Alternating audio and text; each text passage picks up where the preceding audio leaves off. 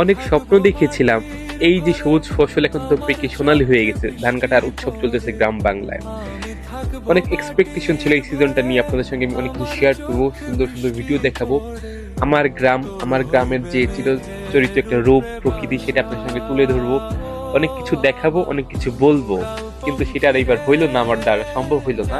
আমার মনটা সত্যি খুব খারাপ। আমি অনেক কিছু ভেবে রেখেছিলাম, কিভাবে কি করব না করব সবকিছু আমার একটা লেখা আছে, স্ক্রিপ্টেড আর কি। কিন্তু দেখুন, সময়ের কারণে এবার আমি বাড়ি যেতে পারি নাই। যদি এই ভিডিওটা রোজার ঈদের সময়কার করা, ভেবেছিলাম যে না, এবার পুরো ধানের যে মৌসুম আমি গ্রামে কাটাবো, কিন্তু এসএসসি পরীক্ষা শুরু হওয়ার কারণে সেটা আমার পক্ষে সম্ভব হয় নাই। যদি পরীক্ষা আমি দিতেছি না, আমার যে স্টুডেন্ট ওদের পরীক্ষা, আর ওদের দেখে তো মনে করেন এই মুহূর্তে আমার পক্ষে বাড়ি যাওয়া সম্ভব না।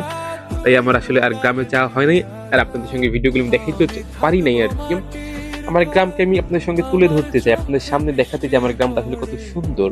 ইনশাল্লাহ বেঁচে থাকলে তো আবার সুযোগ পাবো, কিন্তু যে সময়টা চলে গেছে আসলে এই সময়টা আর কখনো ফেরত আনা সম্ভব না।